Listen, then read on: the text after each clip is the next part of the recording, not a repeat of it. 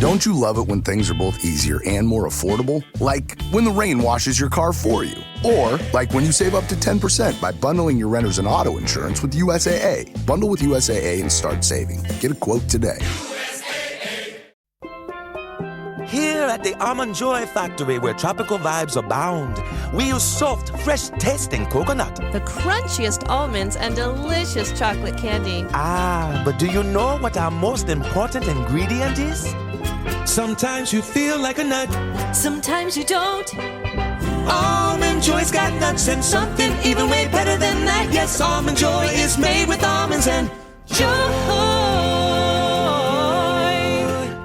Does it ever feel like you're a marketing professional just speaking into the void? Well, with LinkedIn ads, you can know you're reaching the right decision makers. You can even target buyers by job title, industry, company, seniority, skills. Wait, did I say job title yet? Get started today and see how you can avoid the void and reach the right buyers with LinkedIn ads. We'll even give you a $100 credit on your next campaign. Get started at linkedin.com/results. Terms and conditions apply.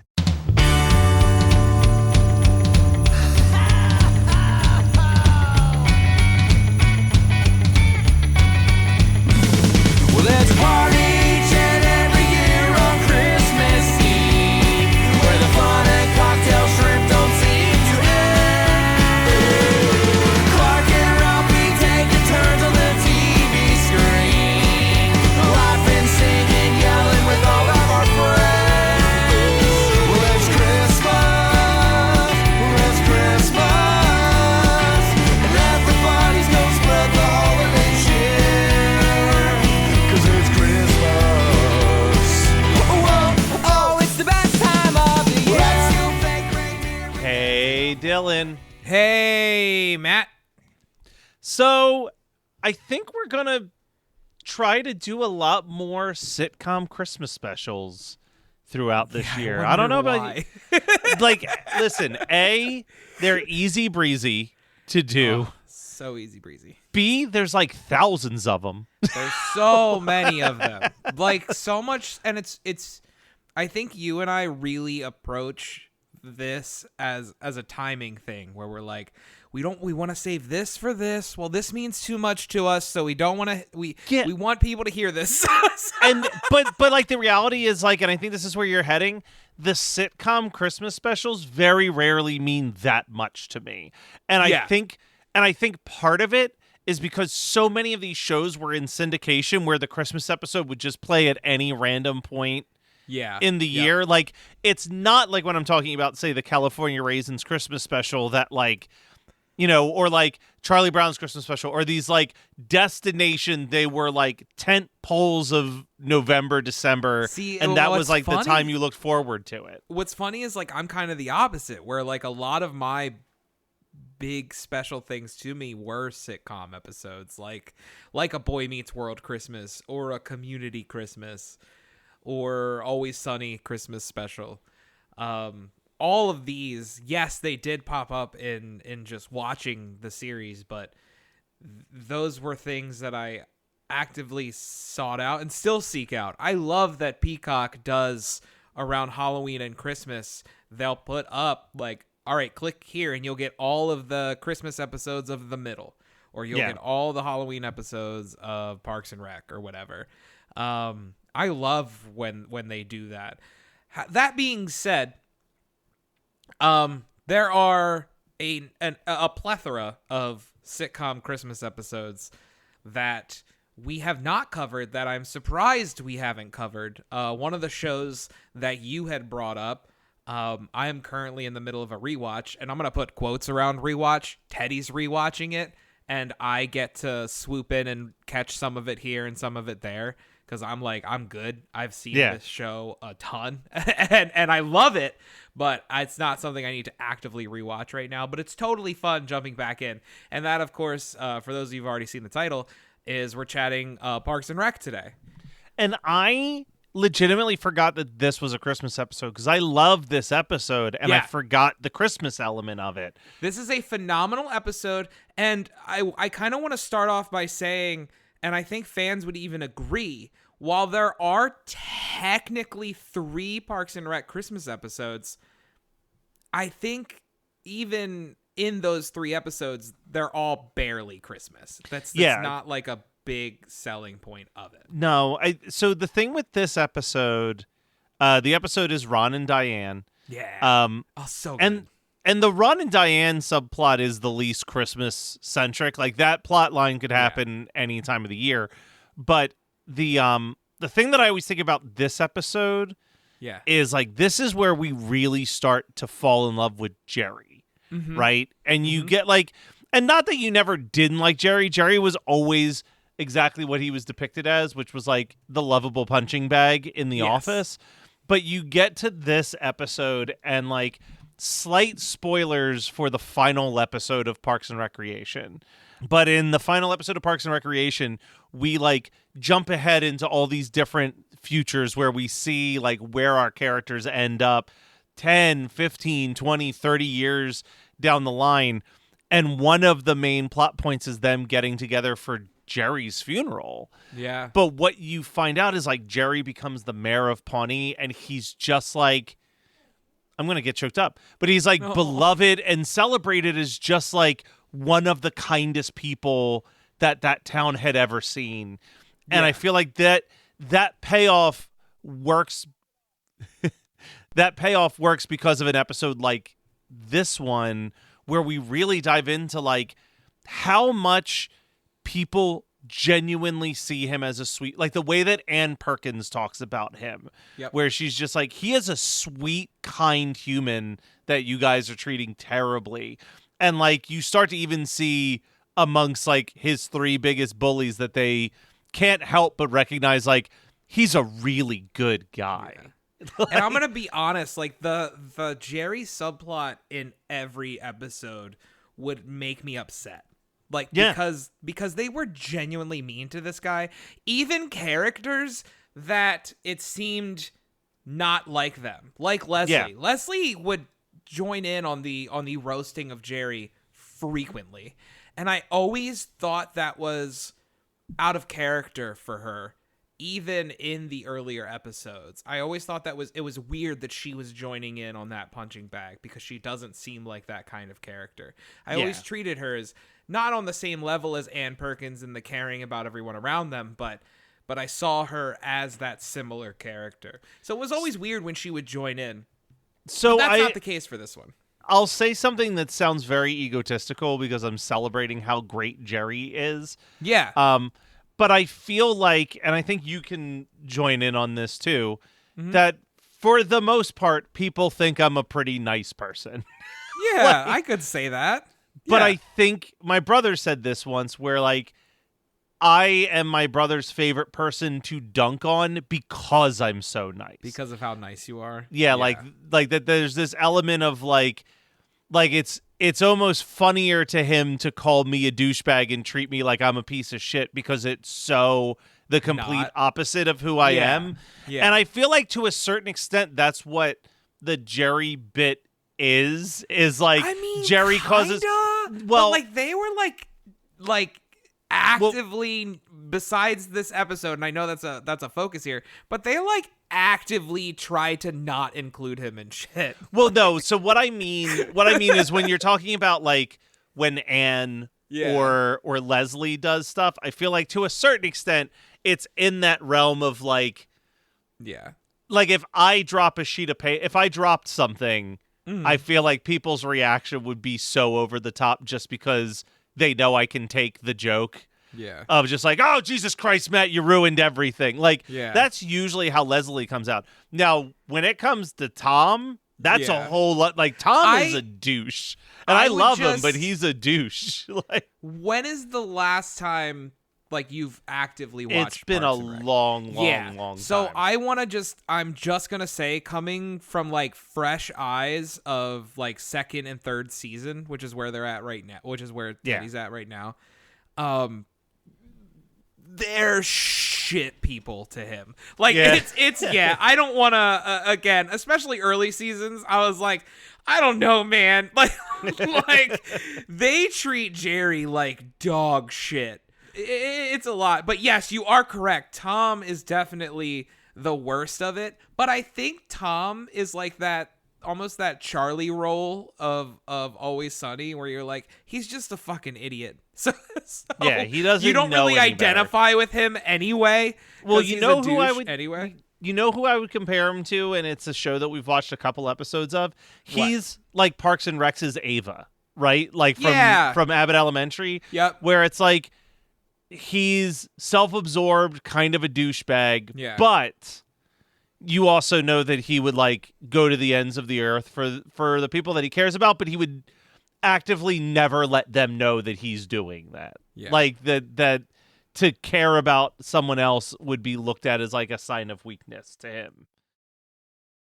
This episode is brought to you by Walmart. New beauty is in bloom at Walmart, and it's all about springtime radiance. From Drybar, Tula Skincare, and hundreds more available online, Walmart has the premium brands you want and this season's on-trend products for flawless, glossy hair and hydrated skin. Big name beauty brands? Check. The things you love? Check. Find trending spring beauty and all you need to look and feel gorgeous at Walmart, on app and online. I can say to my new Samsung Galaxy S25 Ultra, hey, find a keto-friendly restaurant nearby and text it to Beth and Steve. And it does, without me lifting a finger. So I can get in more squats anywhere I can. 1, 2, 3. Will that be cash or credit? Credit. 4.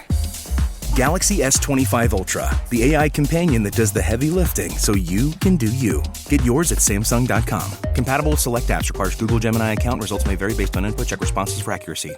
Subtle results, still you, but with fewer lines. Botox Cosmetic, onabotulinum toxin A, is a prescription medicine used to temporarily make moderate to severe frown lines, crow's feet, and forehead lines look better in adults. Effects of Botox Cosmetic may spread hours to weeks after injection, causing serious symptoms. Alert your doctor right away as difficulty swallowing, speaking, breathing, eye problems, or muscle weakness may be a sign of a life-threatening condition. Patients with these conditions before injection are at highest risk. Don't receive Botox Cosmetic if you have a skin infection. Side effects may include allergic reactions, injection site pain, headache, eyebrow and eyelid drooping, and eyelid swelling. Allergic reactions can include rash, welts, asthma symptoms, and dizziness. Tell your doctor about medical history, muscle or nerve conditions including ALS or Lou Gehrig's disease, myasthenia gravis, or Lambert-Eaton syndrome, and medications, including botulinum toxins, as these may increase the risk of serious side effects. For full safety information, visit BotoxCosmetic.com or call 877-351-0300. See for yourself at BotoxCosmetic.com. It is mind-blowing and heartbreaking how many original scripts are written every year but are never made. So we seek out these scripts and bring them to life with full audio production and professional actors. Check us out at Undiscovered Scripts. Movies made of paper. Wherever you get your podcasts. Free. So let's chat about the plot of Ron and Diane. Yeah, let's get that out of the way because that is the least Christmassy. Yeah. Well, the name of the episode is Ron and Diane. That also is a factor. The plot of the entire episode. Yeah, that's true. This episode does have my favorite version of Ron Swanson, which is like giddy, excited Ron Swanson, which like you so rarely get to see that when you do, it's like that much funnier. And it really starts because in the beginning, he's very stoic, right? Yes. He's talking about how he made this chair. He submitted it to the Woodworkers Awards because he thought it was a really good chair that he made, and it got accepted. And he's like kind of playing it cool.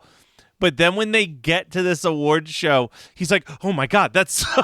He's like so excited, and Diane's like, "Go and talk to him." He's like, "He's probably getting swamped by people," and it cuts to him. There's nobody near this guy. This guy could not be more alone. It reminds me of how I imagine you and I were both at like our first con, where we're like, "Oh my God!" Yeah, it's the guy that played a zombie in Dawn of the Dead. Holy shit! Ron is very excited for until Tammy shows up again. I love the way he introduces her and just goes, "Diane, this is a piece of human garbage that happens to be named Tammy." That also happens to be my ex-wife. Yeah, dude, and listen, the Tammy episodes of Parks and Rec are like top 10. Almost every single one of them.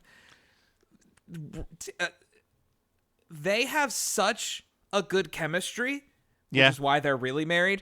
But like, it's just nothing can match it It's so good. It's so good. But I will tell you, the fun, as much as I love the Jerry party subplot of this, the funniest moment happens during this. Yeah. To me, the part where I laughed out loud while I was rewatching this episode is we're at the award show. It's an awkward dinner because like Tammy is sitting at the table with Ron, Leslie, and Diane. She's trying to flirt with Ron. Leslie's running interference basically. Mm-hmm. And then they read who won the chair category, and it's Ron. Yeah. And he goes up, and it's just a simple shot, but it's the cutaway to, I guess, another person who was nominated who just stands up angrily and throws his napkin on the table and storms out. It's so fucking funny. And this story's main plot line isn't actually the Tammy. Like, Tammy is there, but it's more that Diane doesn't feel threatened by Tammy because she can sense the genuine disdain that Ron has for her. Uh-huh. It's Leslie because of the deep emotional connection that the two characters have, which is funny because they address something that I think even watchers of the show were addressing of like Parks and Rec kind of walked that line that was similar to 30 Rock, where there was such a strong boss and employee like chemistry that there was like a part of your brain that's like, they're not going to make them get together, right? Because that would be weird. And like and they shouldn't. Both shows kind of acknowledged it. Yeah, like both shows were like, no, like that's what we have is a deep friendship, but it is not romantic in any world. And that's even brought up, like, that's how they address it, is they basically bring the viewer's opinion to the forefront of Ron even says, like, I care for her deeply, but I would sooner visit Europe before I would have a romantic relationship. What does he say? He goes, "You're blonde-haired, pro-government, and and upbeat. You're my worst nightmare. It's everything I hate."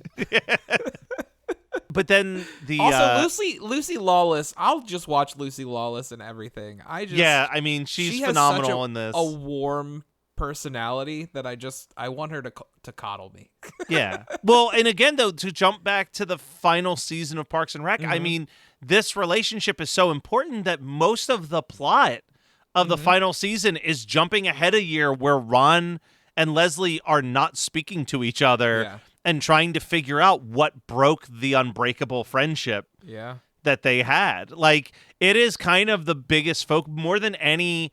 I think that's why Parks and Rec was able to get away with so many of these characters getting married early and staying married and not having marriage crises, was that, like, I've talked about this quote before, but I remember listening to a podcast where someone was talking about The Office versus Parks and Recreation and why Parks and Recreation is a more impressive show across the board. And his reasoning was that, like, The Office is a show almost entirely built on cynicism and Parks and Rec is built on optimism. Yep. So it's like when characters fall in love and get married, we don't get a lot of marriage crisis stories with those characters. It's just like, yep, and they're happy and they're going to be happy. And maybe they have spats like any couple is, but like that bond is never broken because the show is more about the friendships of these characters than any of the like, will they, won't they, Rachel and Ross type stuff of like the sitcom's past.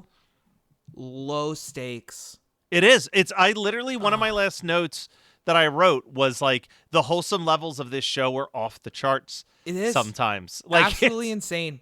And so that I think being hilarious, like being laugh out loud hilarious and overwhelmingly positive and optimistic while doing that is a really hard balance to walk. All the cynicism is saved for Jerry. Like all of the which I think we get to see Jerry kind of get the last laugh in this episode. I love when anyone questions Jerry's family.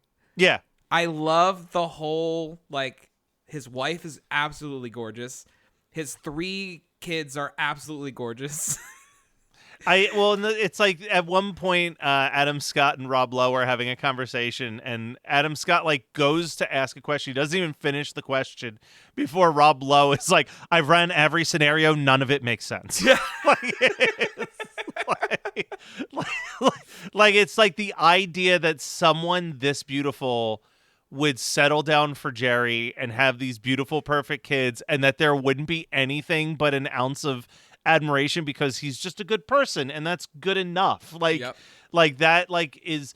And I think it's perfect for someone like Rob Lowe's character, who's so likable, but so much of his everything is invested on like his health and his looks and like this, that, and the other thing, to be reminded that like Jerry doesn't need any of that. Jerry just needs to be Jerry.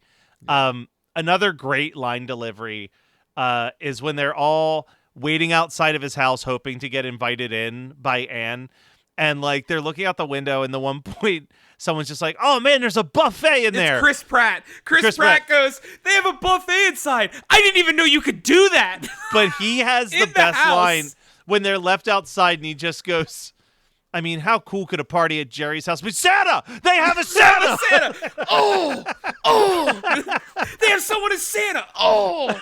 It's so good. Like, this show is such a reminder of, like,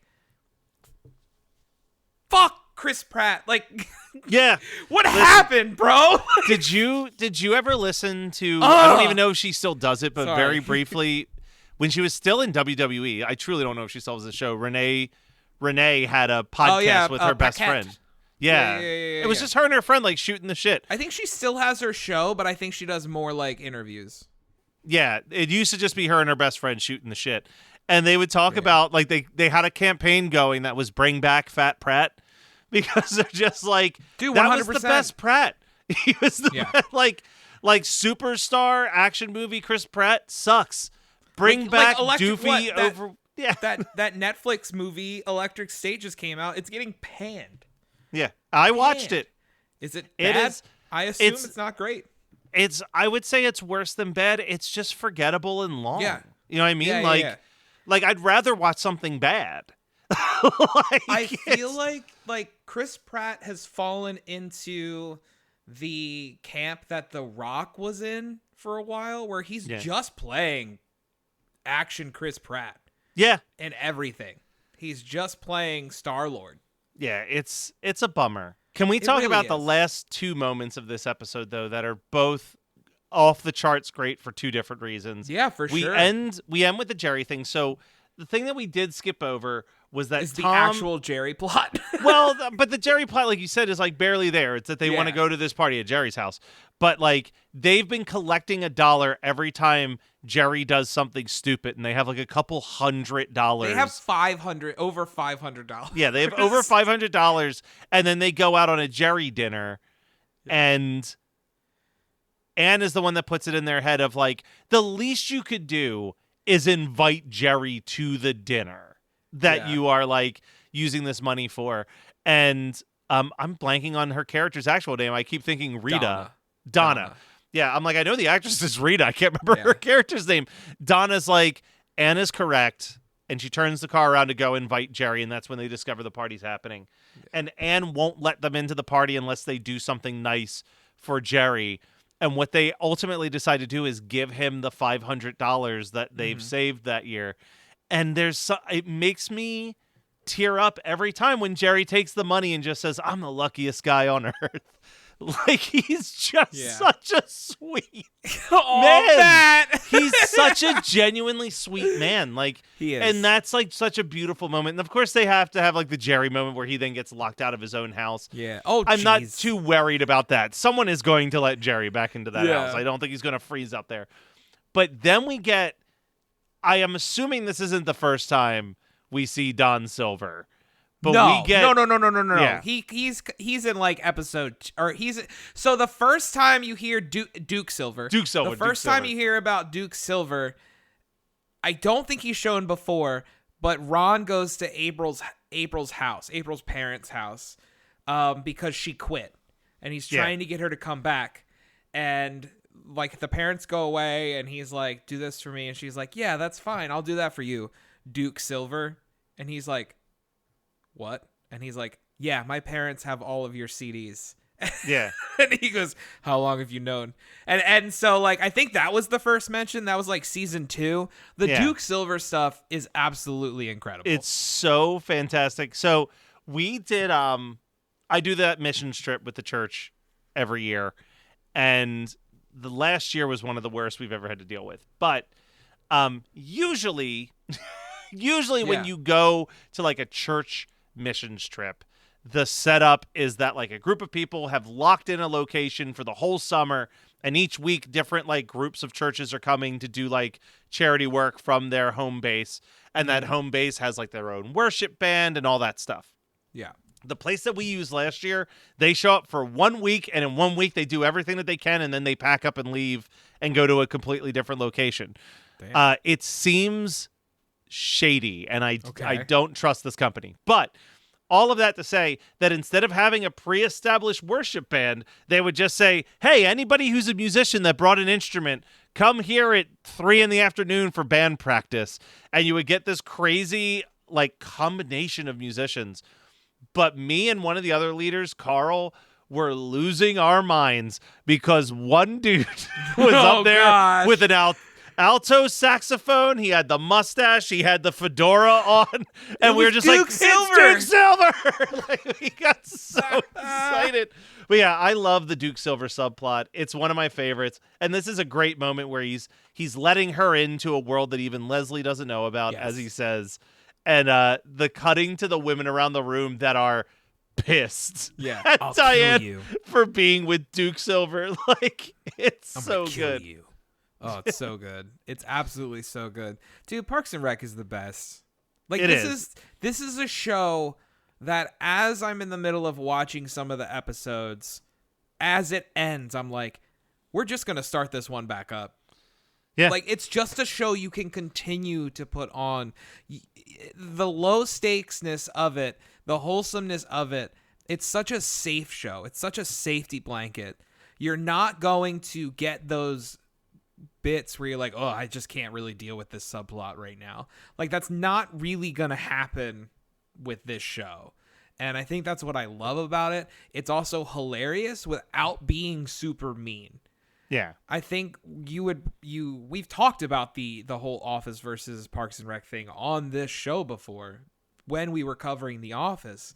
And there's always moments in The Office where I'm like, this character's just coming off as such a dick. Like, I don't like them. And a lot of the times it was Steve Carell's character. And and I'm like, I can't stand him at certain moments. Well, that's the thing that I've realized is, like, I've talked about my love of Scrubs, and like Scrubs is a show that I've revisited so many times. The way that people say that they revisit The Office, I revisit Scrubs, and I've maybe watched every episode of The Office twice, max. Like, it's not a show that I revisit because it's a little too mean.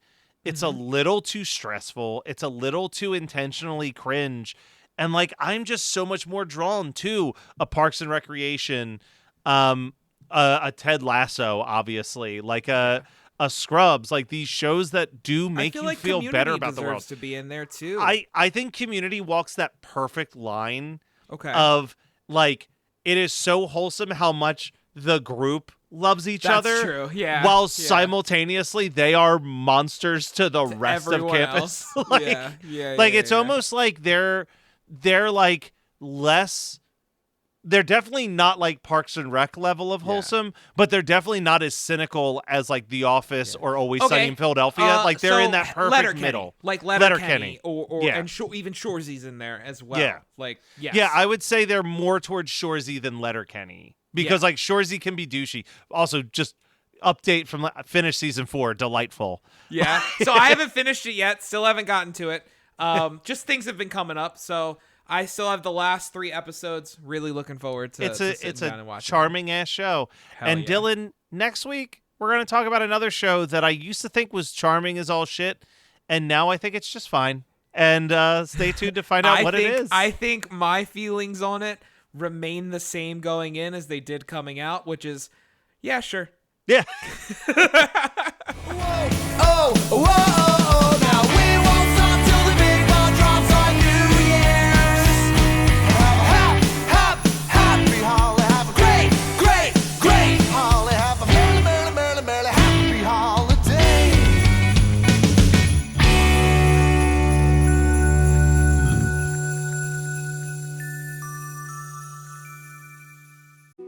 This episode is brought to you by Coffee Mate. After watching this season of the HBO's original series, The White Lotus, this is the tropical getaway I needed. One more pina colada, please. Hey, you're not on mute. Oh, I thought I was in paradise.